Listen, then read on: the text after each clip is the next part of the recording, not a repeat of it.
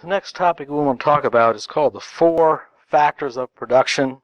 Some economic textbooks call it the four economic resources.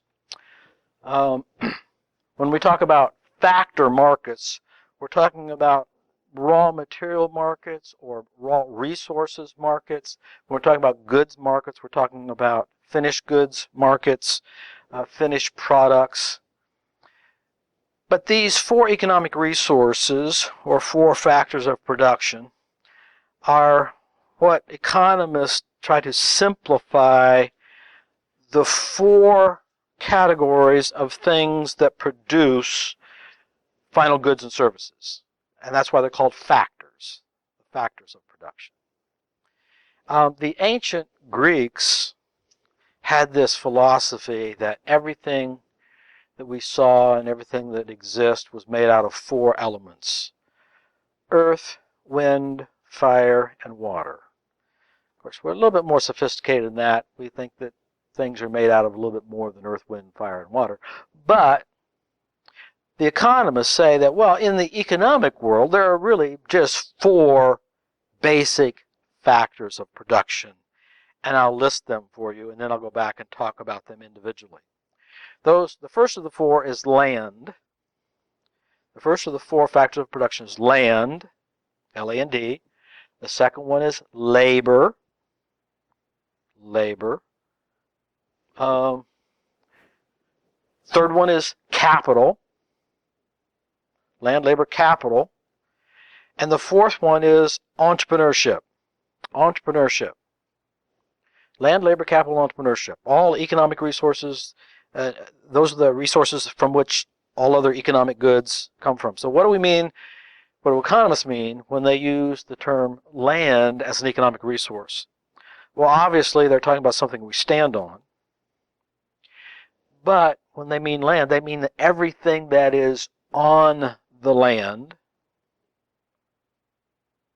like real estate, houses, barns, roads, bridges, grass, trees, everything that's on the land, everything that's over the land, air, wind, sunshine, clouds, rain, probably particles from outer space, everything that's on it, everything that's over it, everything that's in it, like topsoil, and everything that's under it, like minerals. The earth crust is pretty thin, kind of thinner than the latex in a balloon. It's pretty thin. And if you dig down deep enough, those mines get pretty hot down there. Deep uranium mines, etc. It's hot down there. And we can get geothermal energy. We drill down there deep enough and we can pull out heat and we can heat our homes with it. Or we can take the heat in our homes and we can shove it down there and get rid of the heat and cool our homes. We can either heat our homes or cool our homes with refrigeration technology. So when we're talking about land, we're talking about all those elements of the land besides what we stand on. Next is labor. The next one is labor, specifically human labor. And I say there are two B's, letter B's that go with this. There's two kinds of human labor. There's brawn, B-R-A-W-N, like muscle power and digging a ditch. That's one kind of human labor. But the second B is brain, B-R-A-I-N. That's using our mental horsepower to create a product. I pick on the accountants before, so now I'm trying to compliment them. When they produce their tax statements or accounting statements or whatever, they're using their brain. They might not break out into a sweat, but they're definitely consuming energy. I mean, they're probably tired at the end of the day like any other worker, because it takes some work to produce that mental product. Just like it's work for an architect to design a building or an engineer to analyze a structure. So the two kinds of human labor are brain and brawn. So we got land, we got labor. Next is something called capital. This one's a little bit more tricky. This is a trickier one, because we tend to think in accounting terms again when we use capital. And the first thing you need to know about capital from an economic standpoint is that it is synonymous with a four-letter word, and I'll give it to you because I've never seen it on a bathroom wall. That four-letter word is tool, T-O-O-L. The four-letter synonym for capital is tool. This marker that I have in my hand, it is a piece of capital. It's a piece of capital because it helps me convey my thoughts to you in a way that's up there long enough that you just didn't hear it, but you can see it and you can write it down. So it's the thing I have on my nose. It's a piece of capital. The thing I have on my feet, shoes, they're pieces of capital because I can walk longer, farther, over rocks and all that sort of stuff, and they help me transport myself around. The chair you're sitting on is a piece of capital. The building we're in is a capital. The road outside is a piece of capital. The stoplight's a piece of capital. The computer over there is a piece of capital. Tools. It's tools. I'm seeing some iPhones here. That's a tool to help you communicate better. In fact, when we say that a culture is capitalized, what we mean is that that culture has a lot of economic tools. They've got telephone lines. They've got power stations. They've got factories. They've got cement batch plants. They've got carpet plants. They've got electricity wiring. They've got window panes. They've got curtains. They've got all these things that they can make use of. A poorly capitalized or a decapitalized culture doesn't have it. It just doesn't have it. Now, that reminds me of a situation I was in.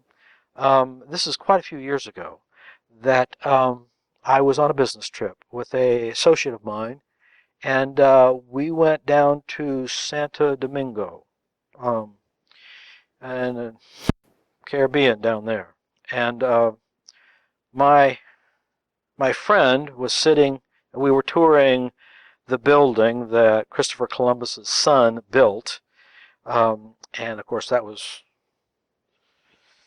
late 1400s, 1500s, something like that, early 1500s, and the windows were very narrow and tall, and it was just like out of the movies. And he happened to be sitting on a windowsill, and he was looking out the window across the river, and there were some kids playing down there by the river on the other side. And behind him, behind the kids, there was a series of, like that corrugated barn roofing material. You know what I'm talking about? Kind of aluminum corrugated stuff, like that, and like this, and like this, and like this, this, and this, this. And the river was down here, and the kids were playing by the river. And my friend started getting a little pale. All the color was coming out of his face. I said, "You okay? You all right? I told you not to drink the water. Did you drink the water?" No, I didn't drink the water. Okay, just checking on that. And I couldn't figure out what was going on until we were in the plane coming back, and I kind of pieced things together. And I realized that he was kind of having a flashback for his childhood as he was looking for these kids over here. Now, this particular gentleman, he never went to college. Academics was not really his thing. When he was a young child, his dad just left his mom. So he never really knew his dad. And his mom had to get some work, and so she worked for a pump company. I could probably give you a name, but you don't need to know a name. And she was an industrious lady, and she's got a little kid to take care of, and she's got responsibilities, and she didn't just go in, punch a time clock. She really cared about what she was doing, and she did her job very well, and pretty soon she knew the job before her and the job that was after her, and so then if either one of these needed to take a break, she could fill in for either one because she knew their job and everything. Then pretty soon she could fill in for everybody in the entire line, and then pretty soon she could schedule for the entire line. And then they kind of, since she was so good at everything in this entire line, they kind of promoted her to make spare parts or pre-production parts, because a company said, we need this kind of pump controller or something, and it's got to be this big, handle this capacity, this sort of thing. So it has to be handmade, it has to be custom made. And since she could do every single step of that process, would you put these samples together, make 10 of them, make them 15 of them, set them out there, and they're going to put them in the field and see if they work. And if they work, we're going to make 10,000 of them a year or something like that. And that's what she did.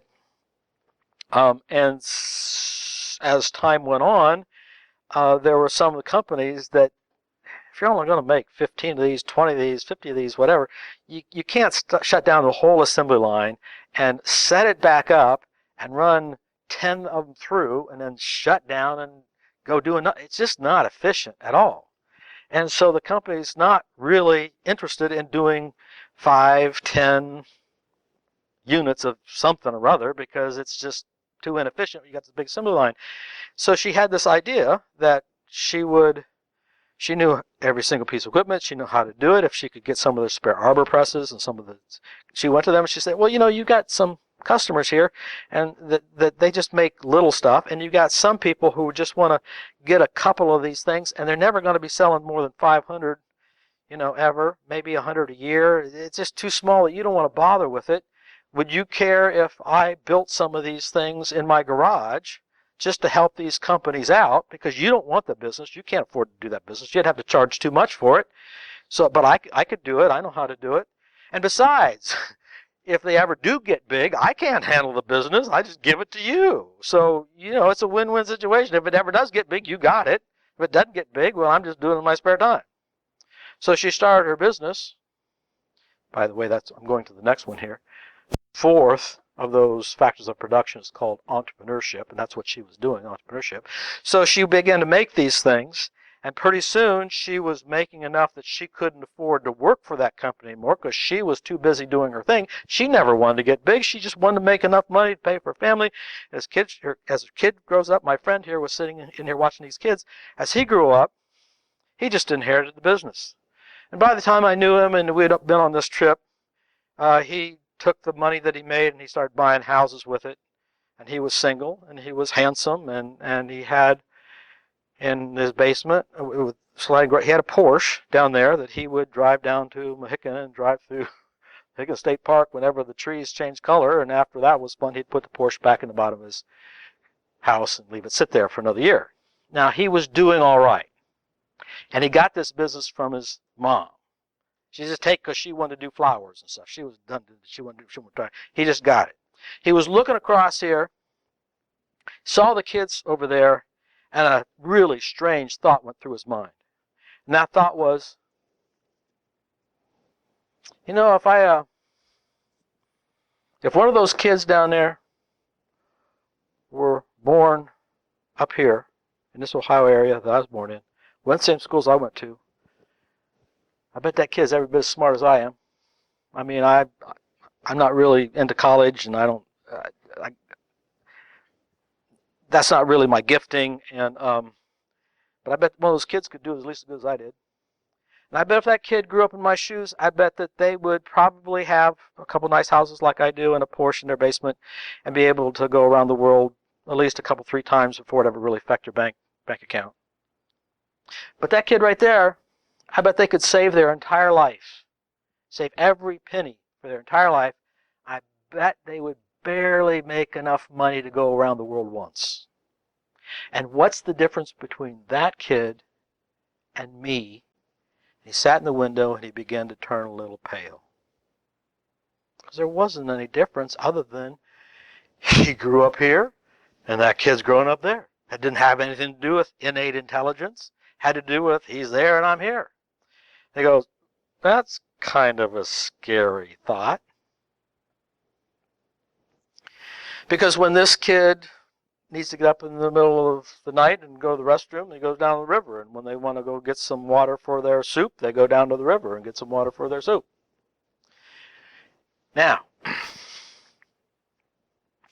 the major difference between the fellow that I went down there on that business trip with and these kids right here had to do with the third factor of production.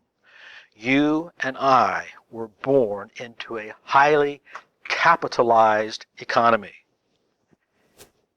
Dirt roads, no electricity, no phones, no faxes, there weren't any computers at that point in time, hardly any automobiles. I mean, they didn't have any tools to work with.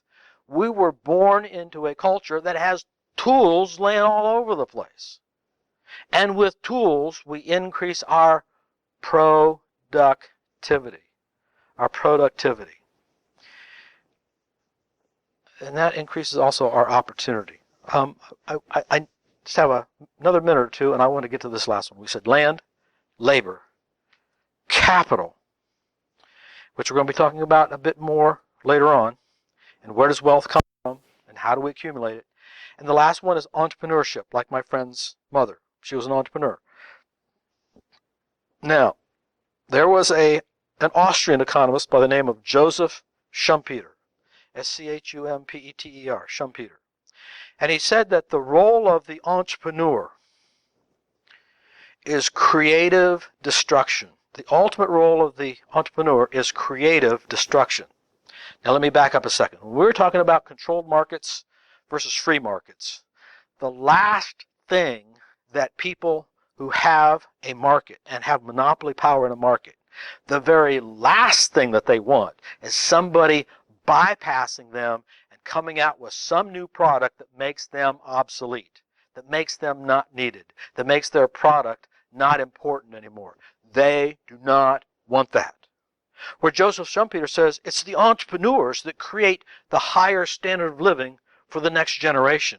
And it's the entrepreneur's job to be engaged in creative destruction. What does he mean by that?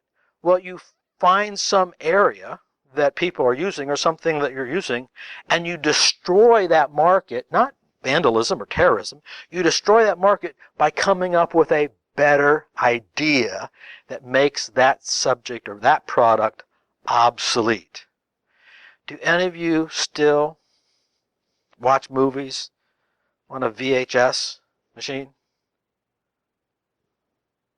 Beta or something? No? That's because of creative destruction. We came up with a new technology that made the old technology obsolete. So the four factors of production are land, labor, capital, and entrepreneurship.